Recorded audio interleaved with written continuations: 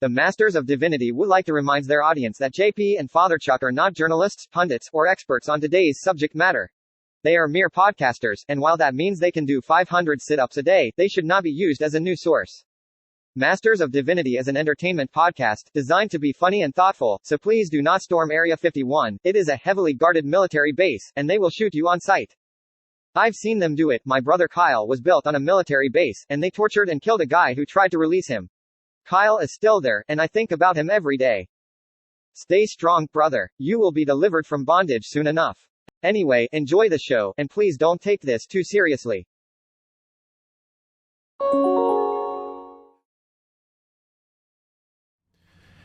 Hey Mom, there's something in the back room. Hope it's not the creature from above. You used to read me stories as if my dreams were boring. We all know conspiracies are dumb. What if people knew that these were real? I leave my closet door open all night. I know the CIA would say, what you hear is all hearsay. I wish someone would tell me what was right.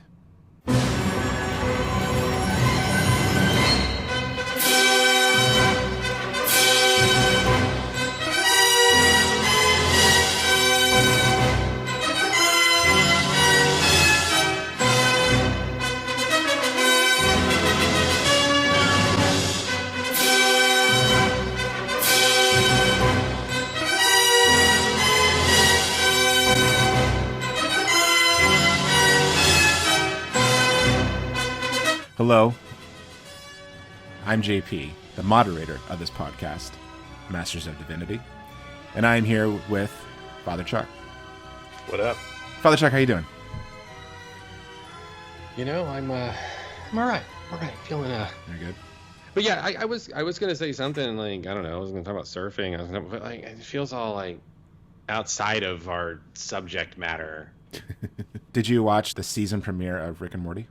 I did not. It was really good. Not yet. It's great. They premiered it in space. Oh, nice. They made like a little, Rick's UFO. Mm-hmm. They put like a little Rick and a little Morty inside a UFO and actually launched it into space. And they put like a little LCD screen in the UFO and they played the episode. And you could see it. You could watch it. It's on YouTube. That's pretty funny. Something about that kind of reminds me of something I think about weirdly a lot, which was when Aqua Teen Hunger Force premiered their movie on Adult Swim. Yeah. But it was just like in a little box in the corner of the screen, playing the whole time, like throughout all the Adult Swim shows. No audio. That's funny. I think I remember that. Oh.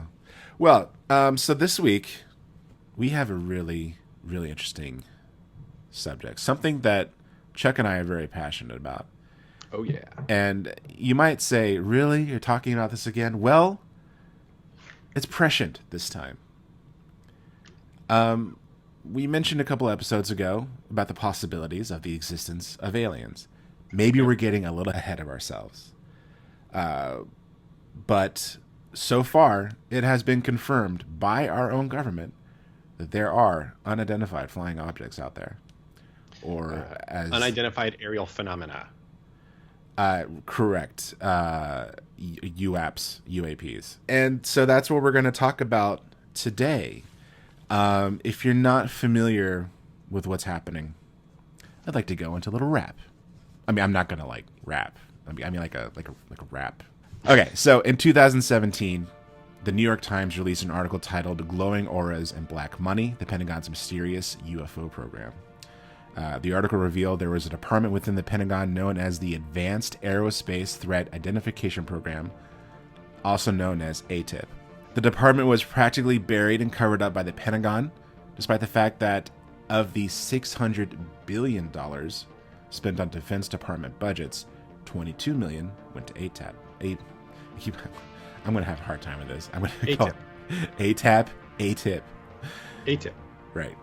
The report revealed that, according to Defense Department officials, ATIP has been investigating cases of unidentified flying objects, or UFOs, headed by military intelligence official Luis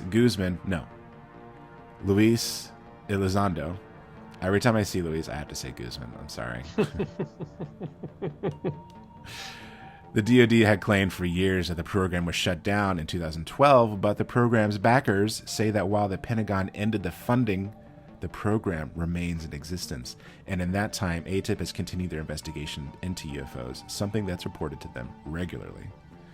In 2017, the program produced evidence that show aircraft that move at very high velocities with no visible signs of propulsion, or that hovered with no apparent means of lift, such as these 3 videos. Chuck, are you ready?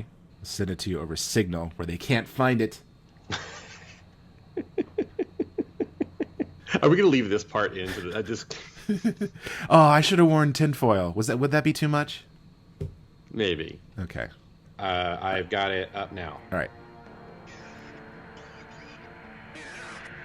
Okay, so this first one is this is over Florida, off the coast of Florida in 2015. The thing about these, I always find weird, is like, because the graininess of this video, it's like, I mean, okay, how do we know that it's not? How do you know you can get like a gnat on your camera? Yeah, and like the first time I saw it, I just like totally ignored it while everyone was freaking out because I feel like I've seen all this before. Because I used to watch sightings a lot in the 90s. But then, like, look at the way it moves. Like, that camera is locked on them. That's what that means. Right. And then there's that one right there flying over. That's the ocean, yeah? Yeah. So this is this second one. This is also over Florida. And, like, that's the thing people don't seem to understand is, like, the size of this thing. Yeah. Relatively speaking. And the pilots are freaking out, too. Which means, like that's... So it's not a fly, you know? It looks like a TIE fighter. Yeah, so it's it's crazy fast. I know, and one of the things we can talk about here too is what gets me is the consistency of the whole cigar shape. Yeah, Tic Tac. They say it's shaped like a Tic Tac. Yeah, because have you ever seen the reports from San Francisco in like 1885 or whatever? I don't think so. This last one, by the way, this is the one from 2004 over San Diego. Okay. The coast of San Diego. This is the one that's kind of crazy because it had like an aura. It was like glowing. Yeah. So that's... Is this the one that just like takes off at the end? Just like pieces out? Or is that the last one? You saw the wheel. That's what I was thinking too. There's some other photos I have, and like when I see one, I'm like, oh my god, maybe it's the chariot. Or no, the first one, it looked like a spinning top. I was like, is that the wheel? Is that the... Dreidel, dreidel, dreidel.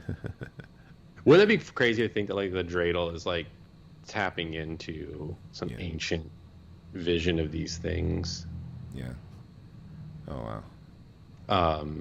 Yeah, this one I don't really. There's not motion, so it's kind of hard to kind of figure out what we're looking at here. Yeah, it's an older video.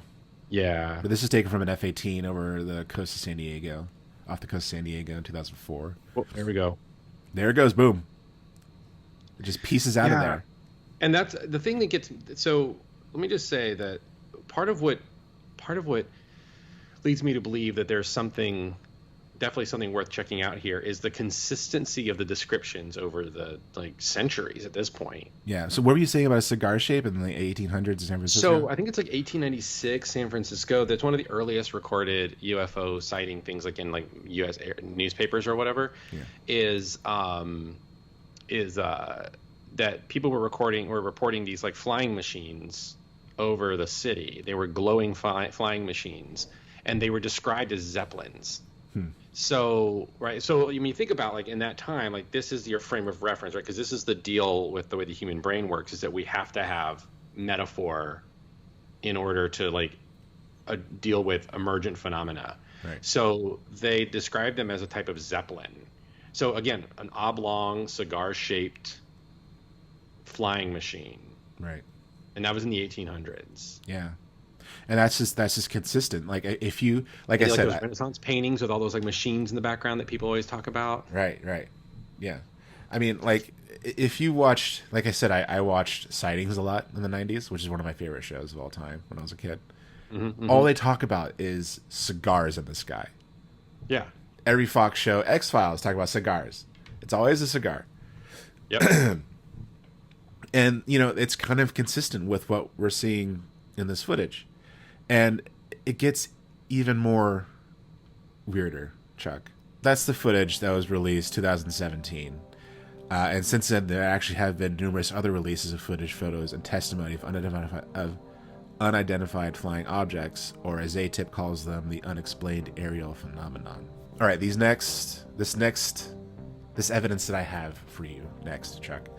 The Naval Air Station Oceana is the center of air power on the east coast of the United States. It is a sprawling naval air station in Virginia. Since at least 2014, F-18 pilots flying into the zone designated W-72 have reported encounters with a bizarre array of unknown, unidentified objects and aircraft positioned directly in their daily flight paths. Investigators with the Pentagon's UAP task force have requested that airmen try to document their encounters. On March 4th, 2019, one of them did. An F-18 weapons system officer, seated behind the pilot, used his iPhone to capture images of 3 different objects he encountered in the same airspace. So I'm going to send those photos to you right now over Signal. We had a UFO, UAP sighting here in Hawaii a couple months back. Really? People on the beach here in Oahu saw it, and it went into the ocean, but there was no splash. It just weird. That could have been a meteor. No, because it was hovering around the sky, and then it dropped. It could have been a hovering meteor. It could have been a meteor attached to a UFO. It turns out Earth is just sort of where they dump their garbage. Okay, so this first one, Chuck, it seems a little insignificant, maybe. Perhaps a little anticlimactic, because it's a little speck in the sky, right? Yeah. They call this one the acorn. It's a little guy. Okay. Okay, what is it? It could be a fly, whatever. Okay. Let me send you a closer image. Am I going to have one of those moments where I look like Joaquin Phoenix in Signs when he sees the alien walk in front of the camera at the Brazilian birthday party, which is one of the most terrifying I hope so, scenes. Chuck. Okay, Chuck. There's the close-up of the acorn. Okay. It looks like a craft to me. It does. Okay. Yeah. It kind of looks like the underside of a stealth bomber almost, right? It's pointed down. Yeah. Coming out of orbit or something. Yeah. Here's the next one. This one kind of puzzles me because to me, I don't see a craft. I see something going into sonic boom or something. Sonic boom. I was gonna make a guile joke too. It's we're on the same wavelength there. Ooh. Yeah, that definitely looks like when when you see a SpaceX rocket section separate. Now this one, Chuck. Okay, I've shown you the acorn. I've shown you the close-up of acorn. They look like these are so far. We just have objects, right? Right. This one freaks me out a little. The one that you just sent me, the burst looking one. The next one. Jellyfish? The one I'm about to send you right now. Okay, it freaks you out. Okay. Yeah. Because I feel like I could explain away those two a little bit. This one, I don't know. Whoa. Yeah. Whoa. See, you don't need a close-up of that one. It kind of looks like, at first, I look at it, I'm like, oh, it sort of looks like the Mandalorian ship, and then I'm like, oh, it kind of also looks like the thing from Flight of the Navigator, but yeah, they called this one the metallic blimp. These are confirmed by the Pentagon as UFOs. Officially, these are UFOs. I've never seen this one before.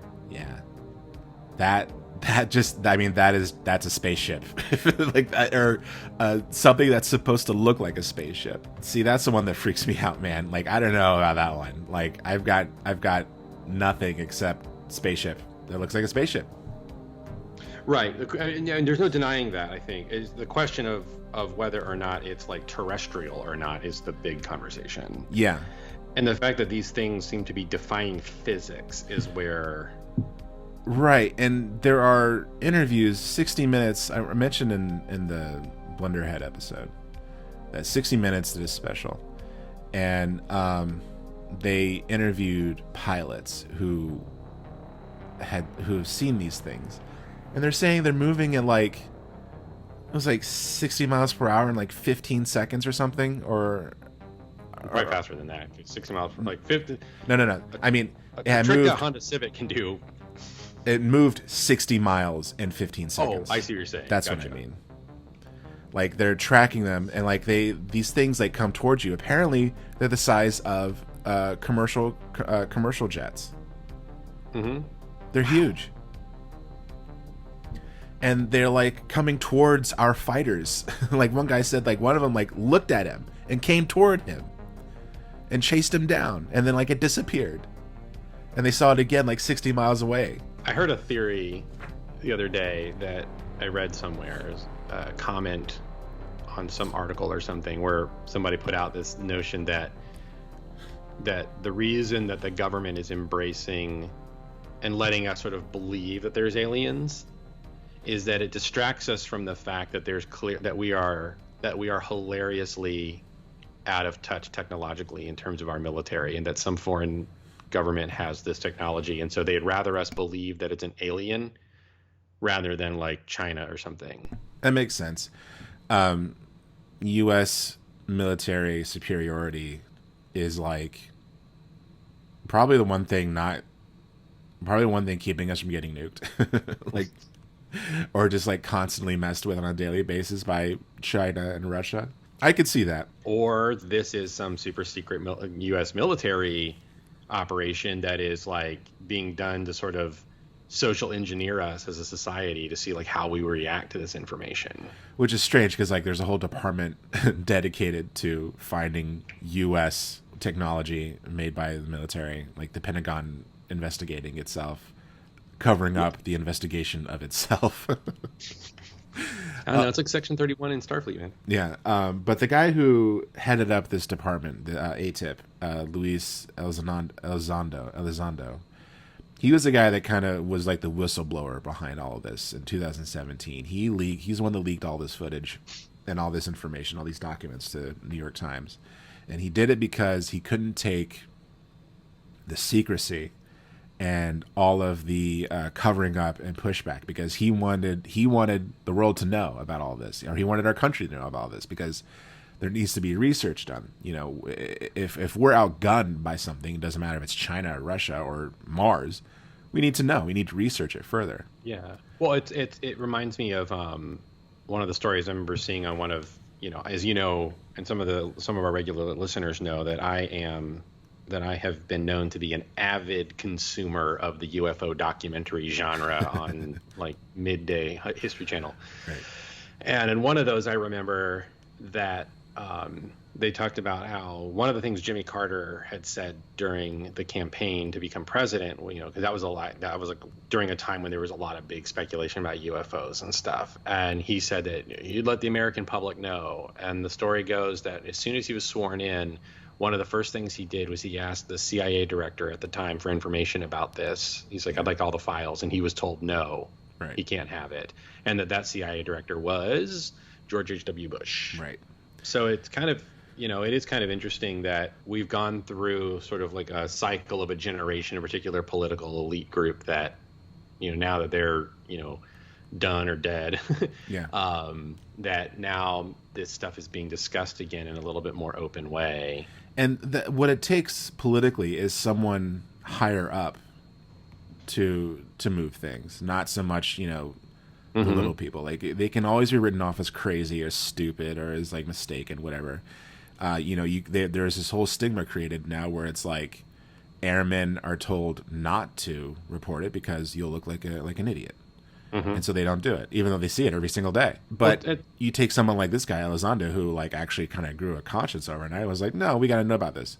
But at the same time, since he resigned, he's been going on like crank podcasts and like, UFO shows and like talking about aliens and stuff. He probably knows enough to act mysterious about it and like create a career out of that. There definitely probably are UFOs that are scary from other countries, or some billionaire who wants to blow up the world or something. I don't know. But like, this guy can just be like, it might be aliens and I would know because I was the head of the department. And, that's a more exciting, lucrative career than a secret government job. Right, but again, the big issue to me in all of this, and where that I think stymies that skepticism a little bit Yeah. is that we're talking about like right now, but let's think about the fact that these things have been seen for decades. Let's just talk about like the decades since like the 50s that, you know, like guys who fly, commercial airline pilots, fighter jet pilots, they all claim to see this stuff. Mm-hmm. And when they do talk about it, there's this shocking degree of consistency. Yeah. And if it is some kind of a foreign military power, one, you would think the technology would be improving, but it's consistent from what they're saying.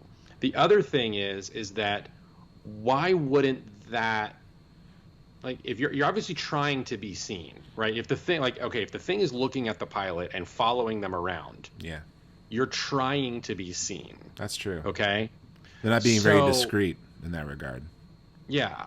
So if you're trying to be seen and you're a government that has this power, you would think at some point you would make a claim that it's you.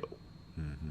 I mean, for instance, you know, various like Islamic radical groups like ISIS and others, like they'll jump and claim stuff that they never did just because, you know, they want to piggyback on it for that recognition. So you would think at least some other government would be like, oh, it's ours, yeah, it's ours, you know, but like nobody's doing that. Yeah. And so that to me leads, it's either some like hilariously clandestine American military experiment that we're winding up like investigating ourselves, which shows, you know, which reveals its own type of ineptitude, which I think would be hilarious. Yeah. Or it's some form of natural phenomenon that we just don't have the capability of understanding, and we're interpreting it based off of our own like mental capabilities, right? Like, you know, let's just say it's like periodola, right? We see this thing and we interpret its behaviors in a certain way, but like if it's just completely natural phenomenon, it's not actually doing anything, we're just interpreting it a certain way. Yeah, well, it's like you said, it could be space junk. You made that joke earlier about just just piles of trash falling out of the sky. We think it's UFOs. Right, because I know, I mean, like the you know, the science, but I mean, the thing is, there would be some sort of a fire trail or something, right? Because of the friction of it re-entering the atmosphere, unless that doesn't always happen. I don't know, but the last conclusion is it's friggin' aliens. Or, and no one's mentioned this. I don't know why. I don't know why I'm the one that has to bring it up. Interdimensional beings. I mean, same thing, same difference. You think interdimensional beings are more believable than extraterrestrial beings? Oh, totally. Absolutely. I think there's more evidence of different dimensions, alternate realities, than there are of planets with intelligent life. And I will not expand on that. I mean, I've read stuff about it. I just say, you know, I'm just not smart enough to retain it. I should probably mention at the top of this that we're not journalists. We're not pundits. We're not experts in any way. Please don't use us as a news source for all this stuff. I'll post all my news stuff, and you can use that. You can use me as a news source for like theology, because I'm kind of sort of theologian. Yeah. Right. Yeah. It'd be great if I like wind up on some crackpot podcast, like I become like this like UFO. You become the aliens guy. I don't care. I don't care about being a bishop. I don't care about any of that stuff. I care. Get me on the History Channel UFO documentaries. I want to be that guy. There are plenty of podcasts out there, my friend. Well, I know, but I'm saying, worse, if you want to. There we go. There's my career. I'd love to be like Father Browning, the priest who shows up on the crackpot UFO documentary on a History Channel. That's it. I will. If that happens to me, I will consider it like the highlight of my career. Yeah. To be able to like talk about the theological ramifications. Maybe we can get a hold of the aliens or interdimensional beings. Maybe we can get a hold of the Unarians. They probably got some opinions about all of this. The Unarians. This is the galaxy of light, right? The what? Wait, no. Remind me of the Unarians. And we did a whole episode about this. It's been a while. The Unarians are a UFO cult. Oh yeah. And they what kind of makes them unique is that, well, first of all, they're not a suicide cult, which is nice. Yeah.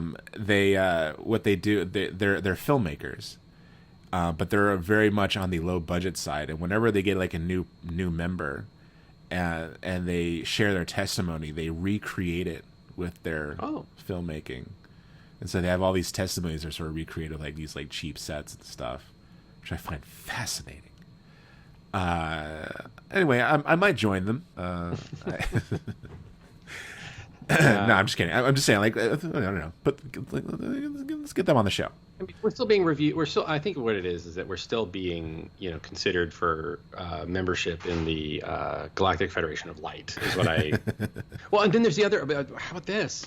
What if they're friggin' angels? I mean, the Bible is pretty specific on what angels look like, which is horrifying. Speaking of, I read a description of the angel Azrael. Yeah. His body is described as being made up of 1,000 tongues. Oh God, that is like some H.P. Lovecraft stuff, dude. Like that's not touched by an angel. Like, dude, there you go. You should talk to Blumhouse about making like a horror reboot of Touched by an Angel, but like it's like a Pan's Labyrinth looking angel. Like, yeah.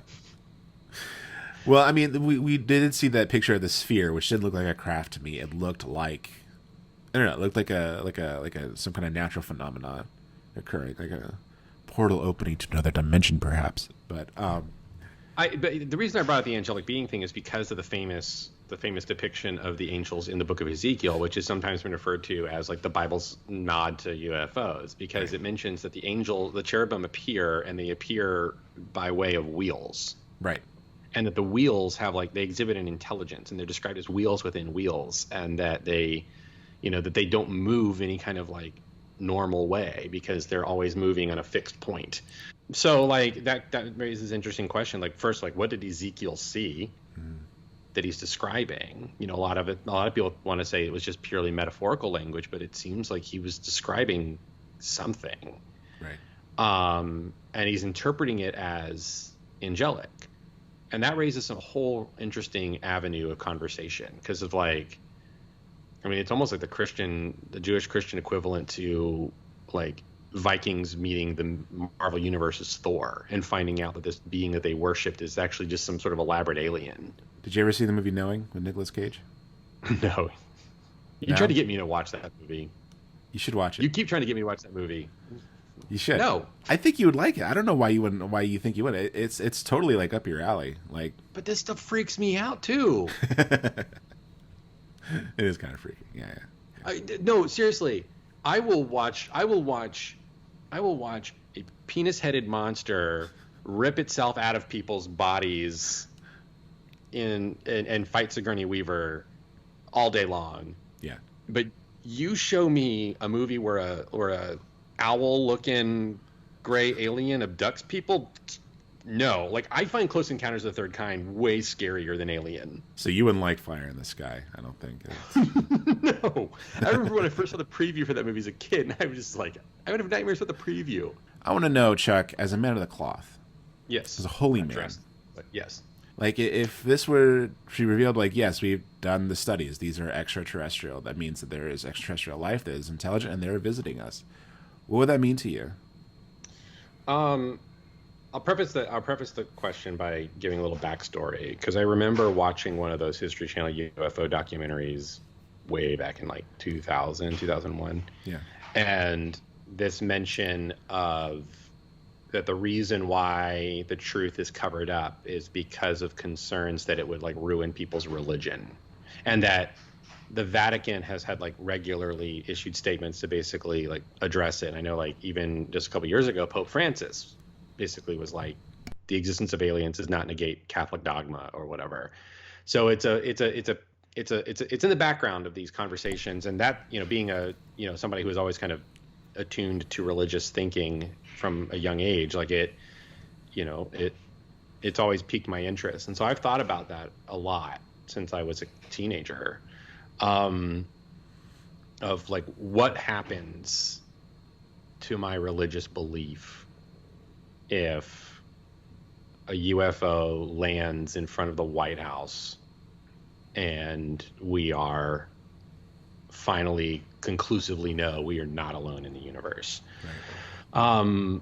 My from those early thoughts, I've just sort of assumed that what we would have to deal with, one is I don't think it negates the Bible in any way, because there's some people out there who say like, oh, well, that shows that creationism like didn't happen. Well, I mean, that becomes its own conversation. I don't necessarily believe in creationism, but even when I was still a creationist, I was on board with this idea because I would just assume that what the Bible's focus is on the creation of us. Right. It's not dealing with all the other stuff out there. So I would have to assume that God created them for their own purposes and with their own story and their own everything out there.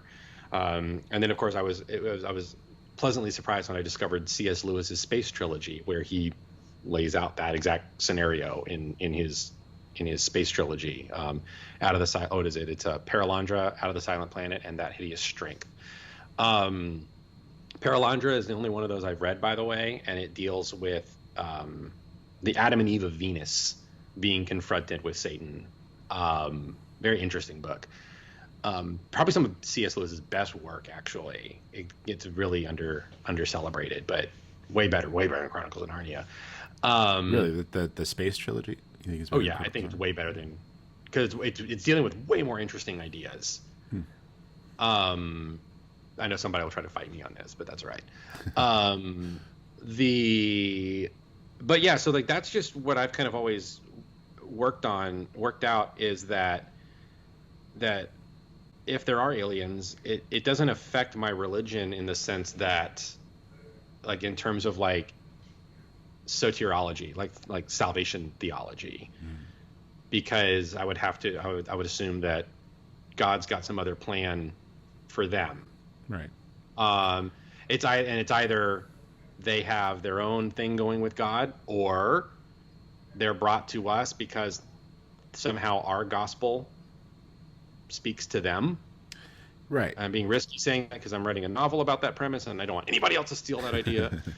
If anything, it would probably expand on your beliefs. It would probably, because I mean, this is like the definition of world building, right? Like, there's so much more to what we believe, probably, that's not mentioned in this one, scripture that we have. Yeah, I actually think I think it would be somewhat positive for us, because it would allow. One of the things that frustrates me about the human race is, and I used to talk about this I had an annual chapel at my school that I worked at prior to here, that I would bring this up, is I would do this whole thing where I would talk about the size of, like, basically how insignificant we are in the universe. And I would just I would start with, like, here's Earth and compared to the sun, here's our sun and compared to all these other stars, getting to like these just hilariously huge stars. And then, like, here's the Oort cloud, here's, like, just all, trying to get everybody to sort of expand our perspective. And then I would end it by saying, now here's the thing. We know for certain, now we can speculate about aliens all we want, but right now, based off of our scientific knowledge, we know that we're the only intelligent life in the universe. We know that for a fact at this point. Right. So why do we pollute the planet? Why do we kill each other? Right? Like, this is how precious and special we are. We're unique. We're so unique, and that we're gonna fight wars because somebody put their toe over some arbitrary line that we determined. We're gonna go out and buy guns so that we can kill each other. When you start thinking about it on that scale, it just becomes so absurd, but it also becomes like super daunting, because it's like there's no plan B. There's nowhere to go. But I think that the existence of aliens would probably help snap people into a bit of that perspective of, like, oh, the universe is bigger. Yeah. It's huge and it's traversable. And so, like, it might have the effect on us being like, wow, this stuff is silly, what we're doing. Just help offer some perspective. So I think it'd be a positive thing. But in terms of like I said, in terms of theology, I mean, it does. I will say the one area where it opens up an interesting avenue is then it becomes a conversation around, okay, like, well, was Jesus some kind of alien? Yeah. Or like when these encounters of angels, were they actually alien beings that we were seeing? And then how does that affect some of our stuff, or does it reveal that part of their religious, or part of their like relationship with God out there has been to be messengers to us, and so like even though they're aliens, they're still performing the angelic role, and therefore like it still satisfies like what the Bible's talking about. It just gives us some different insight into what we're seeing. But then just to keep spitballing this idea, then it'll be very hilarious to watch people just go completely insane if they actually look like the cherubim as described in the Bible, and they're not actually little gray dudes with slanted eyes, right? Like they're like four-faced beasts that covered in wings and eyes. Yeah. I try to think a lot about how it would affect me, and it's weird because I don't feel like I have much of an answer. I think I would be more fascinated in the scientific implications, because I feel like we'd have to do a lot of rewriting, wouldn't we? Just about like biology and evolution. Mm-hmm. Because the more I learn about evolution, I don't claim to be like an expert in Darwin or whatever, but like the chances of, if we're looking at it just through the lens of evolution and the origin of life, the chances of this happening, starting with like a puddle to like you and me talking over Skype about aliens, are like 1 in infinite. You know what I mean? Yeah. And so for that to happen on another planet, it would be the exact same. Maybe not the exact same. There would be some detours here and there probably, but still arriving to the same conclusion that intelligent life that has the desire to innovate and explore and connect the same way we probably would. I mean, that's probably why I believe more in alternate realities than I do like extraterrestrial life, because in alternate reality, I believe in alternate realities too, but that's what I'm saying. Why I'm more convinced of an alternate reality than an extraterrestrial life, because it's like an alternate reality is just sort of like a ripple of what we already experienced. Like the evolution of a human being is possible in different realities and different dimensions and stuff. You know what? One thing I don't actually hear people talking much about is, what if they're time travelers? That too.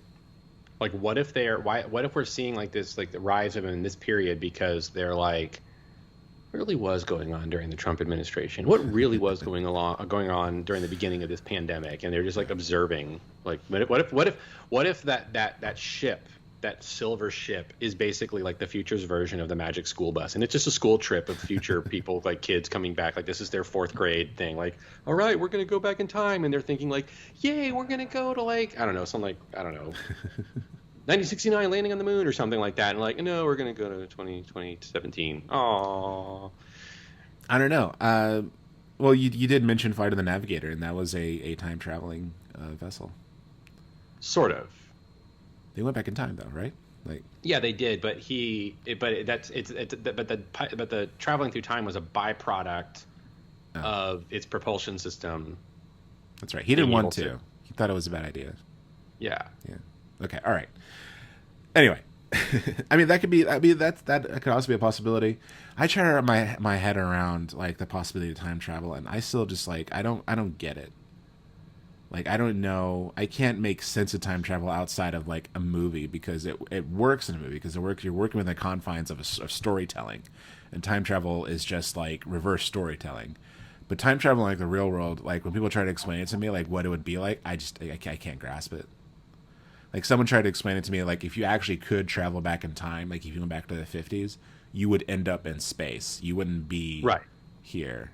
Yeah, because the universe itself, because the Milky Way itself is moving. Right. Yeah. Yeah. But I'm still like, you have to calculate for not only like the period of time, but like the exact precise location of the Milky Way and Earth within the Milky Way in order to like be on Earth. Yeah. Here's something crazy is this is like when it comes to time travel stuff that I'm like, so you know about photons, yeah? Yeah.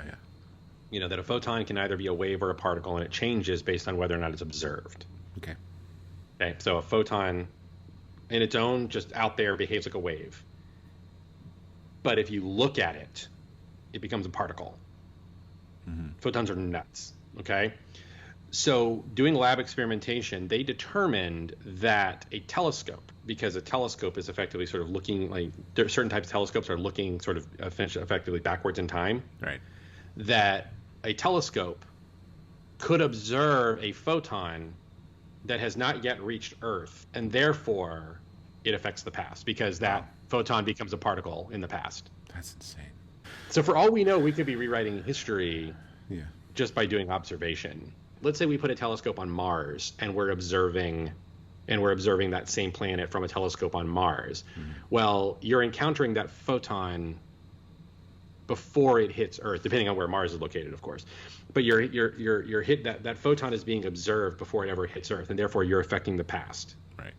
Again, though, like this stuff has been going on for, I mean, arguably for centuries. I mean, for Right. over 1,000 years or more, right? Because Renaissance art depicts the vessels that look kind of like these things. The descriptions of people who encounter them. The story that the one that gets me is the infamous Aurora, Texas UFO crash. Do you know about the Aurora, Texas incident? Sounds familiar.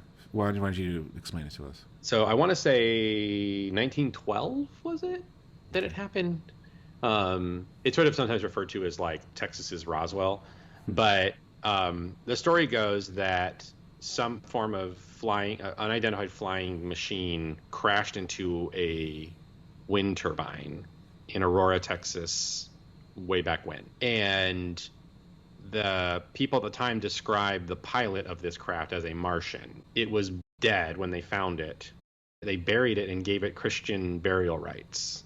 And they buried it in a small cemetery in an unmarked grave. And then there's been some research going back to the property, and there's all this kind of interesting stuff about it. But what always got me about that story was that, and this is what kind of inspired me to start writing the novel that I've been working on for a very long time, is the idea that the response to like this alien being was for us to give it a Christian burial. Mm-hmm. I said that was sort of fascinating. That's how we would treat it. And that to me shows that whether or not that incident is true or not, the fact that that's the story that's told shows that I don't think we have to be as worried about our religious ramifications. Right. We'll adapt. Yeah, I think so too. I mean, just like we were talking about Prometheus. Everyone's telling Shaw, "Hey, you gotta take that cross off now." You know, What's that mean? We figured out we've been seeded by other beings, and her response, of course, was, "Well, who made them?" Mm-hmm. Which is that, I mean, you're just basically turning another chapter in the history of the cosmos, and well, and that we get to, and say we find that out, right? Let's say we find out that these are aliens, okay? And let's find out that they seeded us at some point, because again, this is where evolutionary biology is that something outside of Earth had to get us to where we are because we're so weirdly different than every other animal on the planet. So let's say we find out that we were seeded and that over the millennia, these aliens have been checking in on us. Yeah. Okay. That kind of oddly fits with like a synthesis of like Christianity and like folk religion, like for lack of a better term, right? Because I think about this a lot now living in Hawaii and thinking about like the Polynesian religion and, this idea of, it's akin to like Egyptian religion and all this is right. You had like a particular god who was responsible for particular things. Mm-hmm. And in the story, like within Polynesian religion, I don't want to, it's been a while since I've got all the names right. So I don't want to get too, I don't want to misspeak. Yeah. But the idea is, right, there are well, there's Pele. Pele is the goddess of fire who's responsible for the volcanoes, which become the land, and another alien or another god does. So like, what if like we find that out and this sort of like works out, right? Because like the way Christianity can synthesize these two things is basically to say that we don't have to deny the existence of these gods because, well, first of all, the Bible never denies the existence of other gods. It just, because the Psalms talk about this all the time. So one of the things we've gotten wrong in modern Christianity is we've made it too strictly monotheistic. Mm-hmm. What we're saying, what Christianity has always claimed, and the Bible has always claimed, is that the Lord God described in the scriptures is like the one unique God, right? But that doesn't mean there aren't other supernatural beings that we would call gods. There might be lesser gods, but that's never been like the Psalm. One of the Psalms even says like the God of gods has spoken, right? So like there's this recognition that they may exist in some other form, but we have to account for them differently. And that's partly how the whole concept of angels developed, was after Jews encountered the Babylonian religion, and they were trying to explain the Babylonian gods and account for them.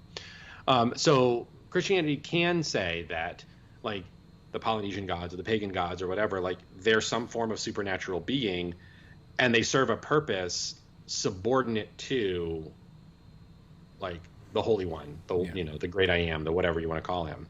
So, like, we could then argue the same thing, like, that this sort of fits that same mentality of, like, okay, so God put it on them to seed this planet, to create, like, it's all, you can all make account for the fact that it serves God's sovereign purposes.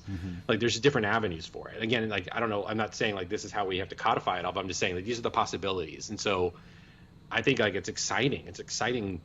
It's different avenues of faith. Like, you get to have your faith changes a little. Right. And I find it as a way to sort of deepen that faith rather than to obliterate it. I've always wondered, like, there was a moment when I was marathoning X-Files a long time ago, because they all appeared on Netflix for a while. And I was like, I'm going to watch all of X-Files. And I just remember being, like, knee-deep in it, being like, man, I wish all of this was real. And, like, why couldn't it be real? Like, if we believe in a God of wonders and a God of infinite possibilities, like, why do we limit his power to just, like, this very narrow view of, like, what he's done that's recorded in scripture and based on, some testimony?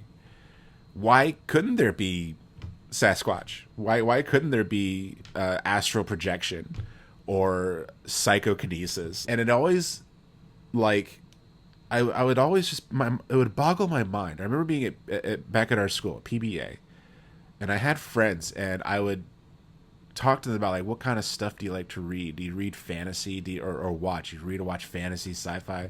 Like, I don't watch that stuff. I'm like, why not? Because that's not real. I'm like, dude, you believe a guy walked on water. Like, your whole purpose in life is to devote yourself to a God who has angels. And, like, how, and you watch, like, X-Files, like, it couldn't happen. Like, yeah. Right. I love the people that say that, and then they're, like, part of, like, that crazy Bethel church where they believe that, like, God gave them all, like, gold fillings and stuff. Really? I've never heard of that. Oh, yeah. Dude, what? I may have opened a hole for you. Uh-oh. Yes, you have. They are militant. Yeah. Yeah. And I found a Instagram account dedicated to nothing but criticizing them. Wow. I had to put a pin on that one. Yeah. I could actually get a guest who is a member of their church if we really wanted to. Really? Okay. Yeah. All right. But anyway, yeah. But the point stands, right? Is that I remember our first R.A. Herman, and I remember I came into his dorm once and he was watching. I can't remember what preacher it was, but it's some evangelical preacher, and the guy made a point of saying, he said, we claim to talk to God. Yeah. And we also claim that God talks back to us. Nothing about what we do is normal. And I remember finding, like, a lot of comfort in that. Yeah. Of, like, oh yeah, like that's actually true. Like, nothing what we do is normal, right? So it adds to that kind of thing of, like, people who dismiss this stuff and, oh, it couldn't happen, and be like, wow, what a boring view of the universe, and what a like, I don't know. Like, I like the idea of just, like, being open to the possibilities. Like I said last week, I've lived my life for a long time just assuming that there are aliens out there, and that, I sort of always believe that someday we'll find out one way or the other. And for me, like, either option's okay. Right. I mean, I'm going to be a little bit disappointed if I find out that this is some boring, like, accident, yeah, or something. Yeah, but at the same time, like, it's I don't know, just I don't like the idea of putting God in a box. And I don't think I don't think the Bible wants us to do that. I mean, if you read, like, the Jewish tradition and the Jewish treatment of this stuff, like, these are people who believe that God put hidden messages in the Bible that like he just delights in us finding out stuff and like eking out different meanings and ideas and interpretations. And God also takes delight in the idea that like we could surprise him. Right. You know, so like, and that's the sort of religion that Jesus grew up with. So this very like sort of boring and dry version of it. I mean, I tell parishioners and stuff all the time and Bible students that I say one of the worst things we've ever done is make the Bible boring. You know, I mean, again, Ezekiel saw the wheel, right? The possibility that UFOs are in the Bible, like that's fun. Yeah. Yeah. That's fun for me. Yeah, there's a way to do it without being like A, boring, or B, a psycho. Right. You know, you don't have to like kick an entire nation out of their country. Mm-hmm. You know what I mean? Like, you know, just be cool about it. Yeah, so that's my theological piece. I like I said, I don't think it would. I think that's just where it is for me. Like, I think it actually offers the opportunity to deep. If you're open to it, it offers the opportunity to deepen and enrich one's faith. I think so too. You know, and one of the first episodes we did, we talked about Signs. I would love to talk about that movie again. Sure. And just how it sort of met halfway between faith and aliens, which like movies don't really do. Well, I guess there was that one movie, Communion. Yeah, based off the book. Which I hear is like awful, by the way. I hear it's just like a piece of crap, like just a crappy film. Well, I understand that if you read the actual book Communion, he never outright says that they are aliens. I do believe he speculates they could be interdimensional beings. So there you go. From what I understand, there's a dance number in it involving in the movie. Aliens. I don't know. I don't know. I don't know. You know, if aliens are real, if these are aliens, I just want to know, what do they want? Why are they here? And why haven't they made themselves known sooner? Yeah. You know, are they trying to wage interstellar war to warn us of impending cosmic disaster or to abduct us? I don't know. And if they are here to abduct us and experiment on us, will they be gentle? Or maybe it's racist of us to assume that they all have one unilateral approach. Maybe they're different types. Well, we've talked about this, right? There's the gray, there's the Nordic. No, I'm not talking about that. I'm saying, like, let's say it's one species of alien, but they've got to have a complex society like ours, right? So you've got, so for all we know, like, some of these could be like space QAnon, and yeah. They think that, like, I don't know, like our adrenal gland is tasty. I don't know. Jeez. Well, if they are here, all I ask is they just don't look at our Twitter accounts. Just disregard that. You don't have to take that into account. So I'll share this story. So like, there's a guy that was from Turkey that was enrolled at Virginia Seminary, and I wasn't sure. Like he did not have much exposure to American culture, and that's one of the reasons why he was enrolled at the school, was to be exposed to a lot of that stuff.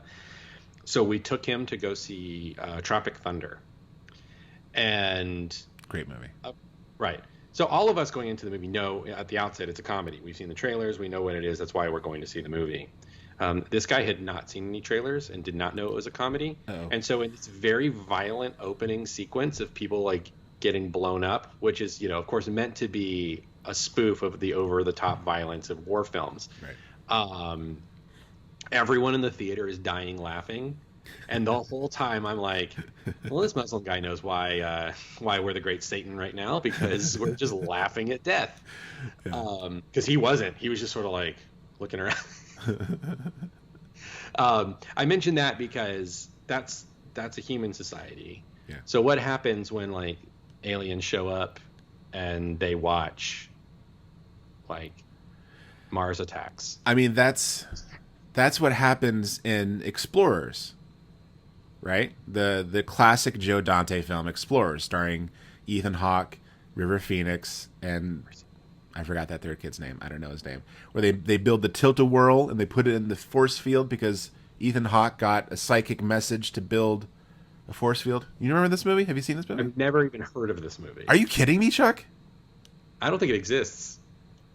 Oh my gosh, no! You need to watch this right away. You're from the Berenstein Bears universe, and you remember some other movie. Oh my, Chuck! Dick Miller is in it. It's one of his best roles. You know who Dick Miller is, right? He's like in every '80s movie. He's in the guy in Gremlins who's like, the Gremlins are in your watch. You know what I'm talking about? I'm sure if I saw him, I'd recognize him, but I'm also not entirely convinced that he is not an actor in your original universe. Ladies and gentlemen, a self-professed Xennial has never heard of explorers. Oh my gosh. Okay, anyway, they find a spaceship. They meet up with the aliens. They're really goofy looking.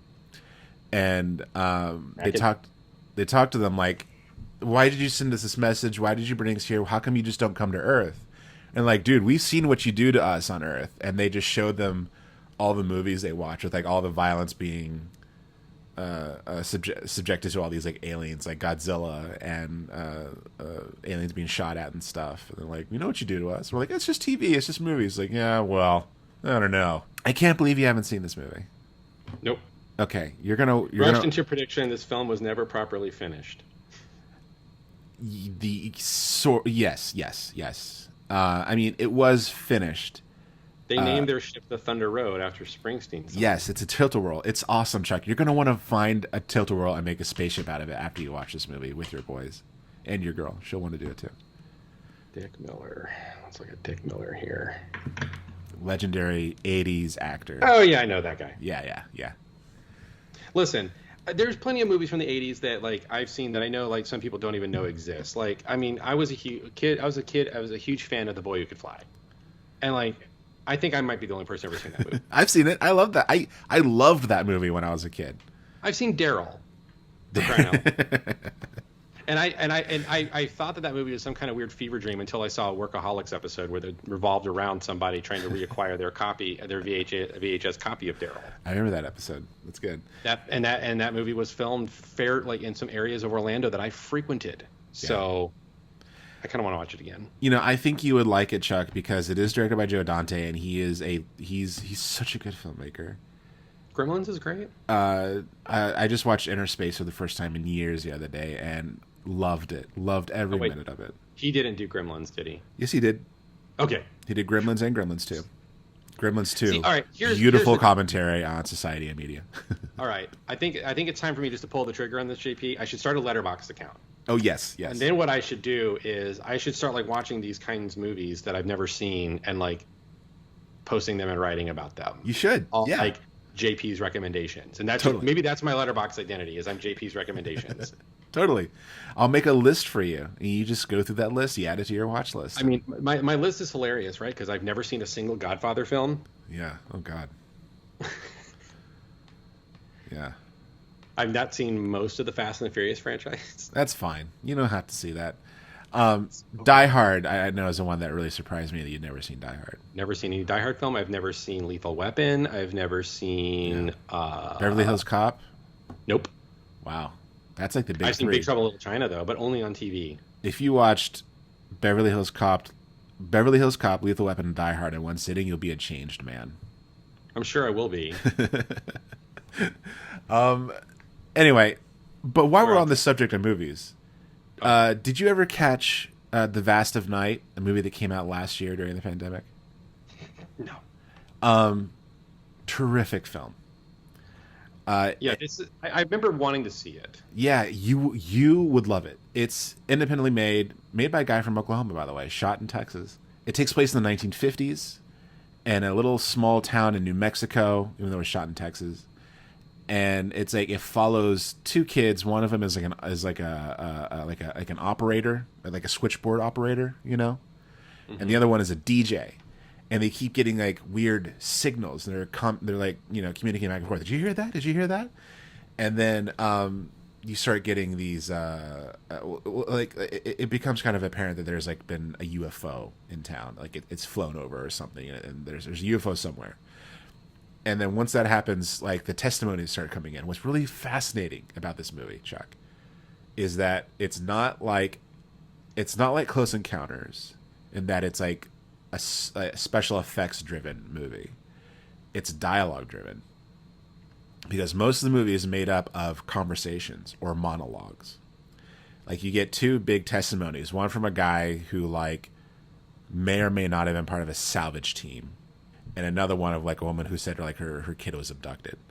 And it's just like they go into these long monologues of their experience, and it's like it's riveting. So I think you would love it, and I think everyone who's listening should check it out. It's on Amazon Prime, so if you have an Amazon Prime account, you can watch it there. So let's bring this home.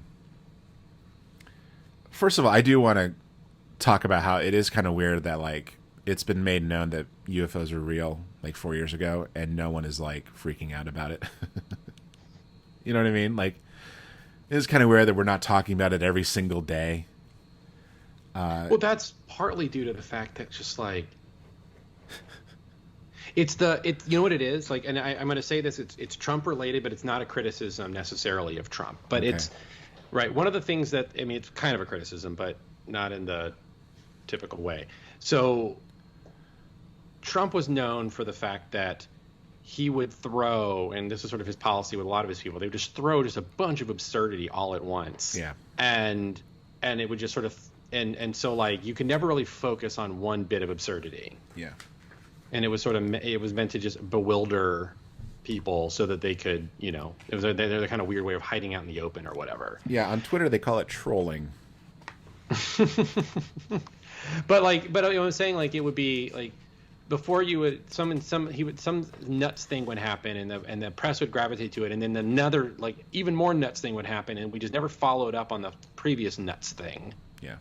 Because it just kept escalating, and it was just a constant barrage of just, you know, craziness. And that was intentional. Like, that's not just, it was an intentional strategy that is used by people in his camp because of anti-truth. I think that's one of the reasons, though, why we're not talking about this more. And I'm not saying it's because of Trump. I'm just saying it's because, like, we had the Trump administration with all of its craziness, and then we've had the pandemic. We've had racial tensions and violence. We've had, just been so many things happening in the past like few years that aliens is kind of the less crazy thing. I think what you're trying to say is that our media, our news, our way of absorbing information has become so sensationalized that we've become desensitized to any kind of like new shocking information. Right. It's like the World Weekly News made real. Right. Yeah. If you told me today that there was a Bat Boy, but like I know. Oh yeah, sure, yeah. Of course, Bat Boy. That's where coronavirus came from. Was from Bat Boy. We know. And also the fact that this is sort of happening like in the middle of a pandemic, it is kind of like just imagine a movie like Outbreak or something, and all of a sudden someone like lean over does nothing. By the way, there might be UFOs.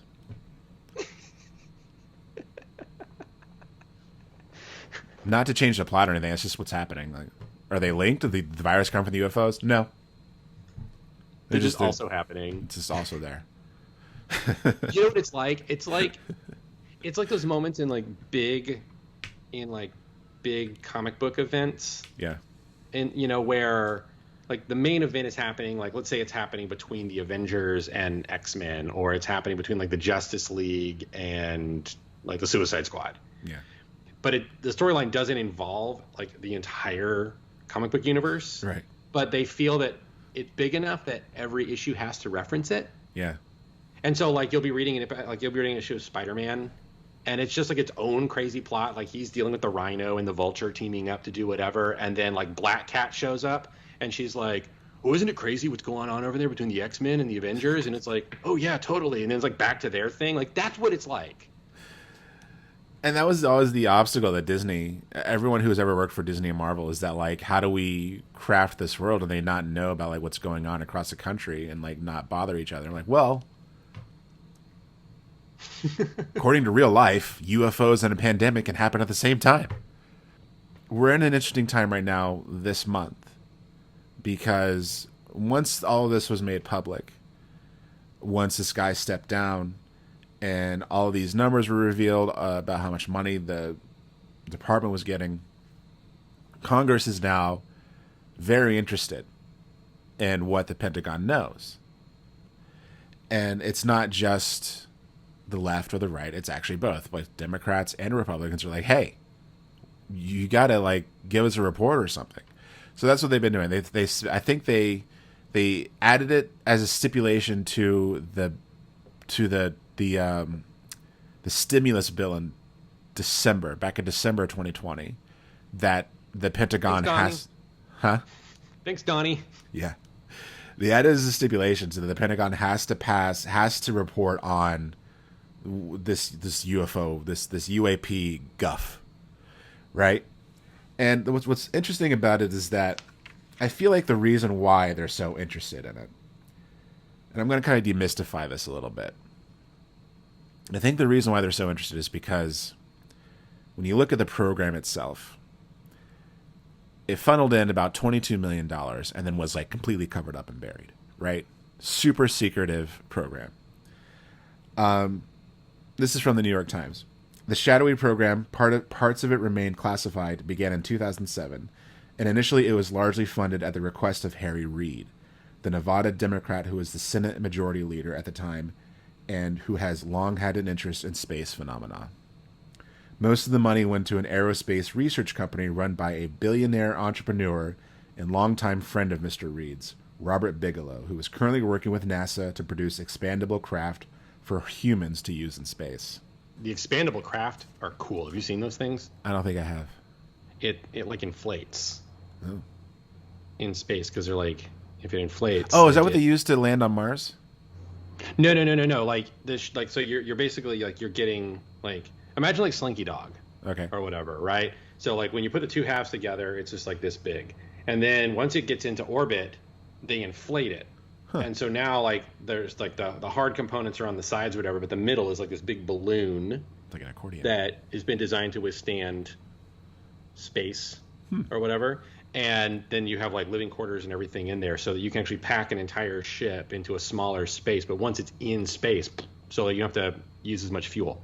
Two other former senators and top members of a defense spending subcommittee, Ted Stevens, an Alaska Republican, and Daniel K. Inouye. Yes, Daniel K. That's our guy. Daniel K. Inouye, a Hawaii Democrat, also supported the program. The Honolulu airport's named after him. Okay. Mr. Stevens died in 2010 and Mr. Inouye in 2012. Sorry. One other side note. There's some evidence that he, as a child, may have been involved at my church. Anyway. Really? Yeah. Interesting. So you have these other senators involved, and this other senator, Harry Reid from Nevada, Area 51, located in Nevada, in cahoots with this guy, Bigelow, billionaire researcher.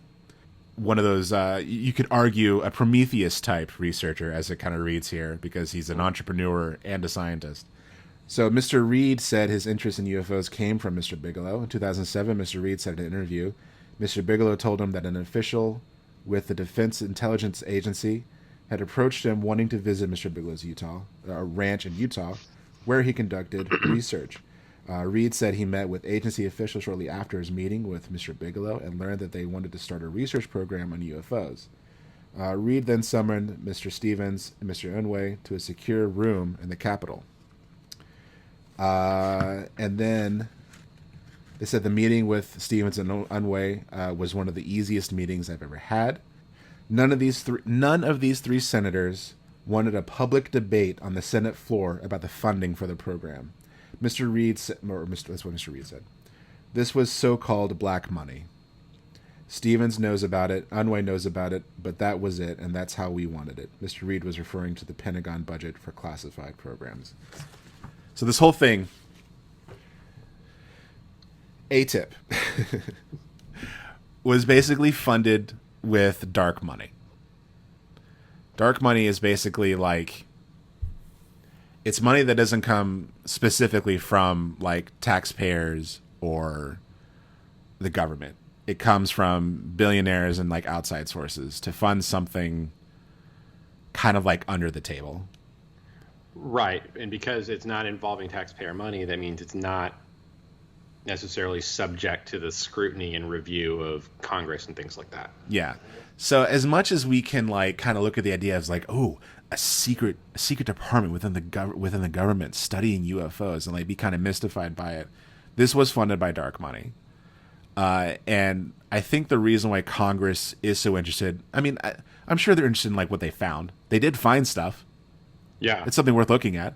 But at the same from a time, homeland security standpoint, it's important. yeah, but at the same time, you got $22 million from where? You guys just got together and just like, oh, we're going to do it. We're not going to debate about it. Like, we're not going to tell anybody. We're just going to hide it. And, the Pentagon has been dragging its feet on this thing, even though they're the ones to try to cover it up, because it's like, no one wants to like show their dirty laundry. Like this was kind of done. This is all done under the table. Right. So. Well, and with that level of shadiness, it already also puts into question like whatever the report itself is. Yeah. Like, is it going to be accurate to begin with? Right. And that's going to be released before the end of this month. Probably by the time this episode airs. Yeah. So Pentagon is putting together a report to submit to Congress, and I guess we'll see what Congress thinks and what they find. Hey folks, it's JP. Just interrupting myself for a minute to let you all know that the report did in fact drop before we released this episode. And if you're interested in reading it, there's a great article in the Washington Post all about it. We'll link to it in the description of the episode, either on YouTube, wherever you listen to podcasts, and our socials. Take a look at it. It's really interesting. Back to the episode. And what if it's like you know the story about Moby Dick, right? Like how Moby Dick did not do well when it was initially published. Yeah. I think I'm right. Yeah. And the reason why it didn't do well is because by the time Nathaniel Hawthorne finally finished that massive book and got it to press, huh? You mean Melville, John Melville? Yeah, I said Melville. You said Nathaniel Hawthorne. Oh. Herman Melville. Herman Melville, yeah. Finally finished that massive book. The whaling industry was like done. Yeah. And so nobody bought it because nobody cared about the whaling industry.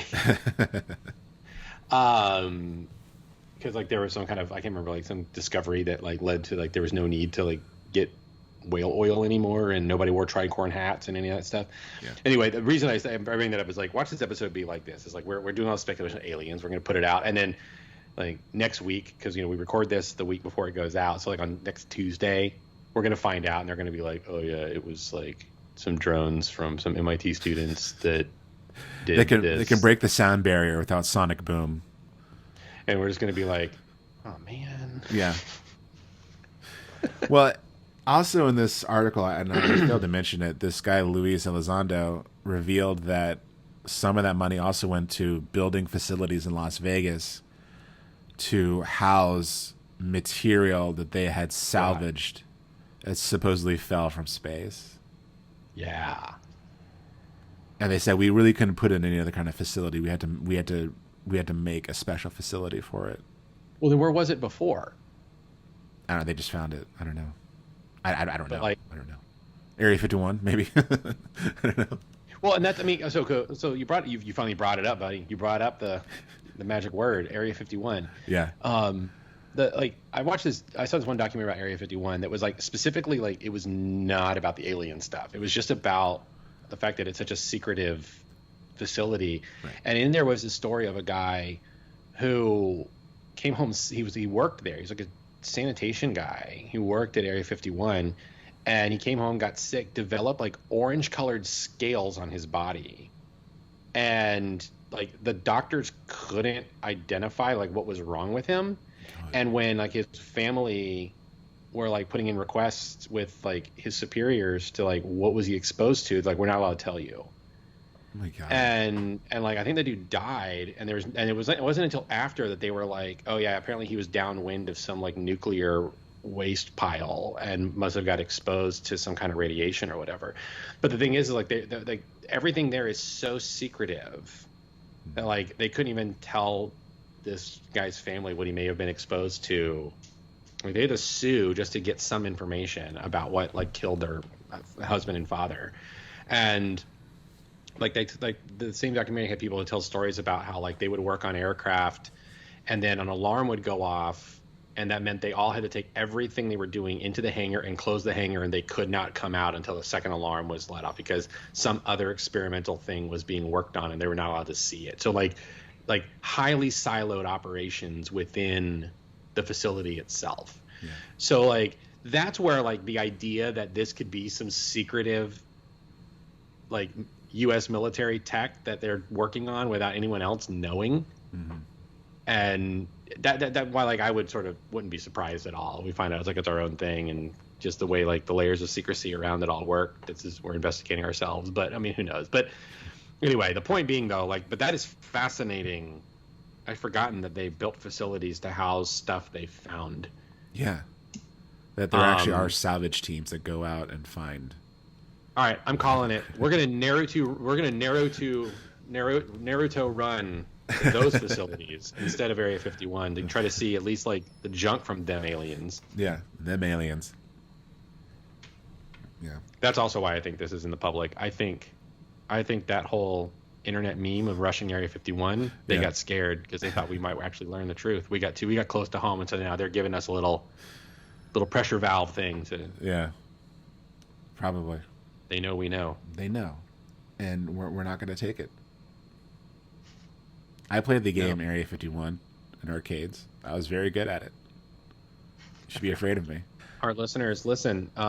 If this recording comes out, and then we suddenly just don't have episodes, come look for us, because it means we've been silenced. Yeah, avenge us. Avenge us. Naruto run to the nearest military facility. They can't catch you all. Father Chuck, thank you so much for being here. I'm glad you were here and not in a UFO being experimented on. I mean, I want to be in the UFO. I don't need to be experimented on, but I want to be in the UFO. Well, I'll be your missionary. Come on. Well, so that's all we have for this week. Join us again next week. And until then, good journey. Good journey to the stars. Yeah.